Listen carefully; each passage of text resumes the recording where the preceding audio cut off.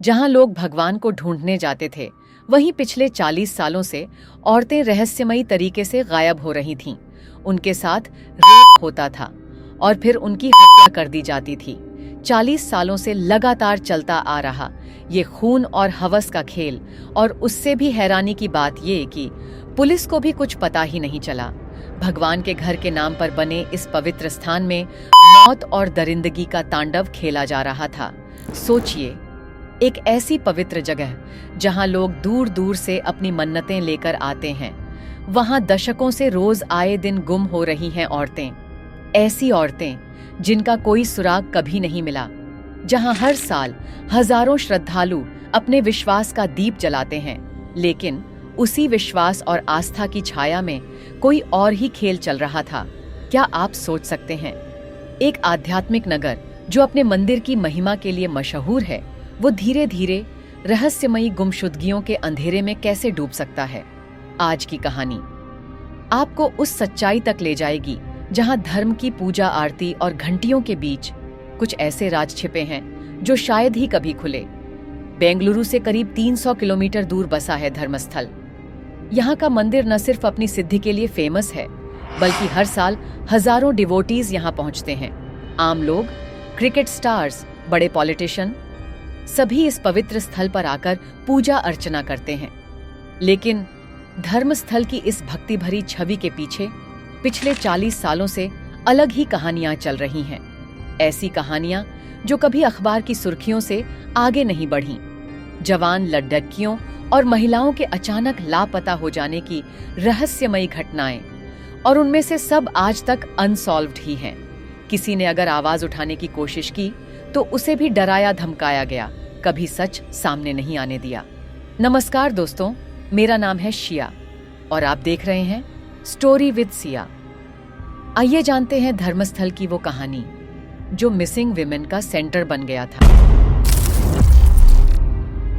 1979 में धर्मस्थल के एक फेमस कॉलेज में पढ़ाने वाली वेदवल्ली बहुत होशियार टीचर थी। कॉलेज में प्रिंसिपल के इलेक्शन में सबको उम्मीद थी कि पद उसे ही मिलेगा, लेकिन मैनेजमेंट ने जातिगत पक्षपात से उनकी जूनियर को चुन लिया। वेदवल्ली ने चुप न रहकर कोर्ट में केस किया और बहुत जल्द ही जीत हासिल की, लेकिन ये जीत उनके लिए खतरे की शुरुआत बन गई। सिर्फ 3 महीने बाद उनके पति डॉक्टर हराले एक प्रोग्राम से लौटे और घर का नजारा देखकर सन्न रह गए। सारा सामान इधर उधर बिखरा हुआ था और बाथरूम में वेदवल्ली आग में जल चुकी थीं। केरोसिन ऑयल की गंध फैली थी और हालात साफ बता रहे थे कि ये हादसा नहीं बल्कि प्री प्लान्ड मर्डर था। डॉक्टर हराले ने इंसाफ के लिए लंबी लड़ाई लड़ी, डॉक्टर से पोस्टमार्टम रिपोर्ट की कॉपी भी मांगी, अधिकारियों से गुहार लगाई, लेकिन सालों गुजर गए, रिपोर्ट कभी नहीं मिली, अपराधी बेनकाब नहीं हुए और यह मामला आज भी अनसॉल्व्ड है। एक सवाल अब भी बाकी है, क्या वेदवल्ली की जीत ने ताकतवर लोगों के गुस्से को भड़काकर उसकी जान ले ली?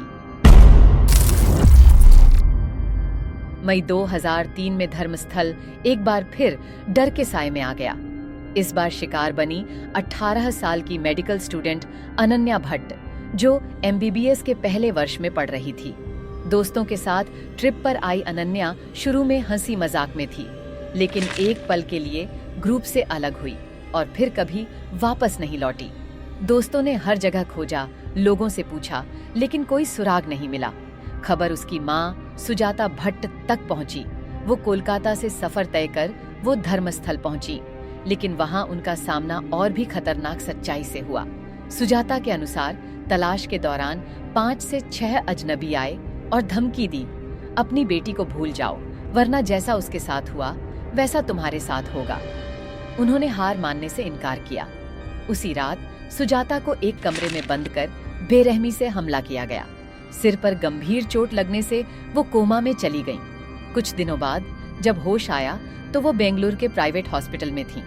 बेटी का सुराग आज भी नहीं मिला और यह केस भी धूल भरी फाइल्स में बंद है। अक्टूबर 2012 धर्मस्थल फिर सुर्खियों में था। इस बार शिकार बनी 17 वर्षीय सौजन्या, कॉलेज की एक और स्टूडेंट। 9 अक्टूबर को वह परीक्षा की तैयारी के लिए कॉलेज में स्टडी कर रही थी। शाम को बस से घर लौटने के लिए निकली। उसे अपनी पहचान के 2 रिश्तेदार मिले जो जीप चलाते थे। उसे घर छोड़ने की पेशकश करते हैं, लेकिन वो मना कर देती है। इसके बाद वह कभी घर नहीं पहुंची। अगली सुबह मेन रोड से 50 मीटर दूर झाड़ियों में उसकी बॉडी मिली। पोस्टमार्टम ने दिखाया गला घोंटकर हत्या हुई और हथियार था उसका कॉलेज आईडी कार्ड वाला स्ट्रैप। यह खबर फैलते ही इलाके में आक्रोश भड़क उठा। जस्टिस फॉर सौजन्या नाम से स्टूडेंट्स प्रोटेस्ट शुरू करते हैं। पुलिस ने जल्द ही 30 से 35 वर्षीय संतोष राव को गिरफ्तार किया, एक शराबी और मानसिक रूप से अस्थिर व्यक्ति जिसने अपराध कबूल भी किया। लेकिन सौजन्या के परिवार के लोग इस बात से अग्री नहीं थे। सौजन्या का परिवार मानता है कि सच दबा दिया गया है और इसीलिए वे उसकी हत्या की दोबारा जांच की मांग कर रहे हैं। सौजन्या के परिवार के साथ और भी लोग साथ आए। सबने ये भी दावा किया कि इस शराबी आदमी को बलि का बकरा बनाया गया है ताकि असली अपराधियों को बचाया जा सके और केस को गलत दिशा दी जा सके। सच क्या है, ये सवाल आज भी जिंदा है। वेदवल्ली, अनन्या और सौजन्या, 3 नाम, 3 कहानियां, लेकिन डर एक ही। अलग अलग साल, अलग हालात, हर केस में अधूरा इंसाफ, अधूरा सच और लाचार कानून और रहस्य की मोटी परत। क्या ये महज इत्तेफाक है? ये सिर्फ 3 ऐसी कहानियां थीं जो हमें मिली, लेकिन न जाने ऐसी और कितनी लेडीज गायब, कितने सबूत गायब, कितने केस दबा दिए गए। लेकिन सवाल अब भी जिंदा है, इन सब के पीछे आखिर कौन है? और सबसे डरावना सवाल, इतने सालों में अभी तक ये सब कानून से कैसे छुपा रहा? लेडीज गायब हो रही थी और पुलिस को कुछ पता नहीं चला। क्या ये वाकई में मुमकिन है? 22 जून 2025 धर्मस्थल का नाम एक बार फिर सुर्खियों में आया। बेंगलुरु के 2 नामी लॉयर ओजस्वी गौड़ा और सचिन देशपांडे ने सोशल मीडिया पर एक पोस्ट किया।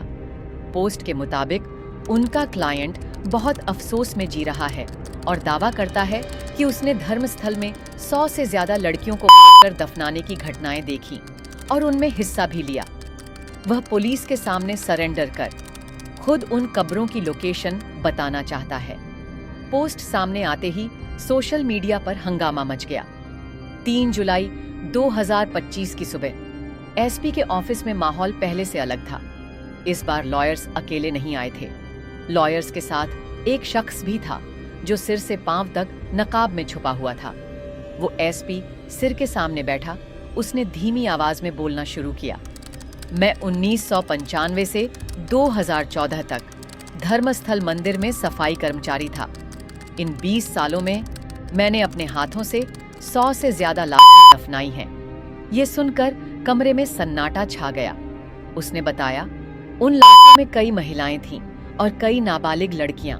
उनके शरीर पर कपड़े नहीं होते थे, यहाँ तक कि अंडरगारमेंट्स भी नहीं। उनके गले पर उंगलियों के निशान, चेहरे पर चोट के निशान और जिस्म पर जबरदस्ती के साफ सबूत होते थे। मैंने ये सब अपने सुपरवाइजर्स के कहने पर किया। वो मुझे दबाव में रखते थे, धमकाते थे। कमरे में बैठे हर इंसान के रोंगटे खड़े हो चुके थे। लेकिन झटका तब लगा जब उसने अपना सबूत पेश किया। उसने कब्र से एक कंकाल के अवशेष निकाले। खोपड़ी और हड्डियां उनकी तस्वीरें खींच ली थीं। ये तस्वीरें पुलिस को सौंप दी।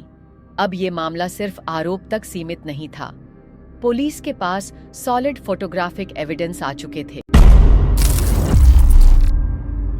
उस आदमी ने आगे कहा, यह सब 1995 से लेकर 2014 तक चलता रहा। लेकिन फिर दिसंबर 2014 में मेरे ही रिश्तेदार की एक लड़की को उसी नेटवर्क के किसी शख्स ने मार डाला और जब उसे भी दफनाने का आदेश मिला तब मैं टूट गया। उसके बाद उस रात वह अपने पूरे परिवार को लेकर भाग निकला। उसने कहा वो जगह बदल बदल कर छुपता रहा, बार बार ठिकाने बदलता रहा, क्योंकि उसे पता था अगर वह पास रहा तो ये लोग उसे ढूंढ निकालेंगे। 2014 से लेकर 2025 तक पूरे 10 साल वो छुप छुप कर जीता रहा। उसके दिमाग में सिर्फ एक ही बात गूंजती रही, मैंने जिन लोगों को दफनाया, क्या उनकी आत्माओं को कभी इंसाफ मिलेगा? इसलिए आज मैं सामने आया हूं। वकीलों ने सारे फोटोग्राफिक एविडेंस एक एक करके पेश किए, जिनमें साफ साफ मानव कंकाल के टुकड़े नजर आ रहे थे। अगले ही दिन 4 जुलाई धर्मस्थल पुलिस ने केस दर्ज कर लिया। मामला अब पूरे मीडिया और सोशल मीडिया की नजरों में भी आ चुका था। उस आदमी को सच बताने की वजह से जान का खतरा था, इसीलिए 11 जुलाई को उसे पुलिस प्रोटेक्शन दे दी गई। उसी दिन उसे कोर्ट में पेश किया जाता है। काले कपड़ों में पूरी तरह लिपटा हुआ था, सिर से पांव तक, जिसमें सिर्फ उसकी आंखें झलक रही थीं। कोर्ट के भीतर उसने जज के सामने अपना बयान दिया। उसने अपने स्टेटमेंट में ये कहा, मैं अब उन हत्याओं का बोझ नहीं उठा सकता जो मैंने देखी थी। धमकियां, मारपीट और यह डर कि अगर मैंने शवों को दफनाने से इनकार कर दिया तो मुझे भी उनके साथ दफना दिया जाएगा। उसने करीब 13 जगहों के नाम और लोकेशंस बताए। वह खुद पुलिस को वहां ले जाकर एक एक लोकेशन पर असली सच दिखाने को तैयार था, जहां से शायद और भी कई दफन सच्चाइयां निकल सकती थीं। 19 जुलाई 2025 कर्नाटक सरकार ने director general of police mister Pranav Mohanty की लीडरशिप में एक स्पेशल इन्वेस्टिगेशन टीम बनाई गई। 28 जुलाई को एसआईटी की टीम नकाब पोश के साथ उसकी बताई हुई जगह नेत्रवती नदी के बेथिंग घाट पर पहुंची। उसने एक एक जगह की पहचान कराई। इस साइट्स को साइट 1, 2, 3 इस तरह नाम दिया गया। 29 जुलाई की सुबह खुदाई शुरू की जाती है। खुदाई में शामिल थे वर्कर्स और फोरेंसिक एक्सपर्ट्स और वो नकाबपोश। पहली खुदाई नेत्रवती नदी के किनारे, जहां पेड़ों और झाड़ियों ने जमीन को ऐसे ढक रखा था जैसे कोई राज छुपा हो। साइट नंबर 1 पर खुदाई का काम तेजी से चल रहा था। जेसीबी मशीन लगातार मिट्टी हटाती जा रही थी, लेकिन किसी को भी ह्यूमन स्केलेटन का नामो निशान तक नहीं मिला। और फिर गहराई में मशीन से मिट्टी में दबे मिले एक पैन कार्ड और एक एटीएम कार्ड। सिर्फ ये कुछ चीजें थीं जो एक नई दिशा में जांच को ले जाने वाली थीं। पैन कार्ड सुरेश नाम के आदमी का था। एसआईटी तुरंत उसके परिवार तक पहुंची। उसके पिता ने पैन कार्ड और एटीएम कार्ड की डिटेल्स देखते ही कहा, एटीएम कार्ड उनकी पत्नी का है।